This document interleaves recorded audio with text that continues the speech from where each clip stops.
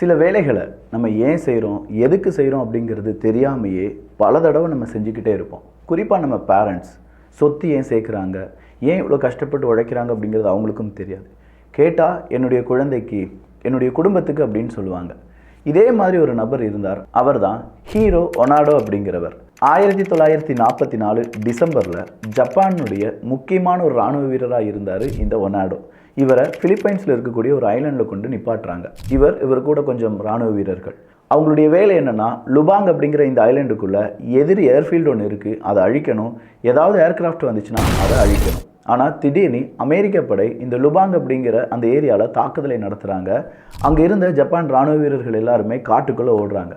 இப்படி காட்டுக்குள்ளே ஓடுனதில் 3 நபர்கள், அதில் இந்த ஒனாடோ அப்படிங்கிறவரும் இருக்கார். இந்த ஒனாடோ காட்டுக்குள்ளே போயிட்டார். அவர் கூட 3 பேர் இருந்தாங்கன்னு சொல்லி பார்த்தோம் பார்த்தீங்களா. 1944 உள்ளக்க போனவர். அதன் பிறகு போர்லாம் நின்றுருச்சு. போர் நின்னதற்கான அனைத்து விதமான நோட்டீஸ் எல்லாத்தையுமே காட்டுக்குள்ளே தூக்கி வீசுகிறாங்க. அந்த நோட்டீஸை வாசித்த போது இது எதிரிகளுடைய சதி வேலையாக இருக்கலாம், போர் இன்னும் நிற்கவில்லை அப்படின்னு சொல்லி ஒனாடோ அவர்கள் நம்புகிறார். தொடர்ந்து அவர் யுத்தத்துக்காக ப்ரிப்பேர் ஆகிட்டே இருக்கார். சொல்லப்போனால் அவருடைய மனதளவில் ஒரு இராணுவ வீரராகவே இருந்திருக்காரு. 1950-53 கொரிய யுத்தம் நடந்துச்சுல, அந்த டைம்லையும் இந்த ஃபைட்டர் ஜெட் விமானங்கள் எல்லாமே இந்த ஐலண்டுக்கு மேலே பறந்துருக்கு.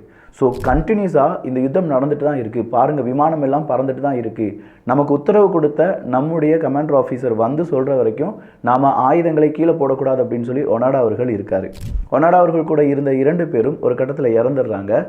30 வருடங்கள் ஒனாடோ அவர்கள் அந்த காட்டுக்குள்ளே இருந்தார் என்பது குறிப்பிடத்தக்கது. 30 வருடங்களுக்கு பிறகு 1974 ஜப்பான் நாட்டுக்குள்ளே பல நபர்களுடைய முயற்சியால் போகிறாரு. அவருக்கு ஒரு ஹீரோ வெல்கம் கொடுக்குறாங்க. சொல்லப்போனால் அவர் தான் கடைசி நேட்டிவ் ஜாப்பனீஸ் சோல்ஜர் அப்படின்னு சொல்லலாம்.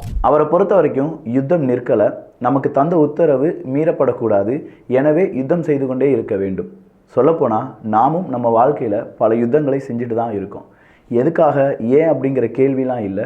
நம்ம முன்னாடி சில விதமான கடமைகள் இருக்குது, அந்த கடமைக்காக ஓடிக்கிட்டே இருக்கும்.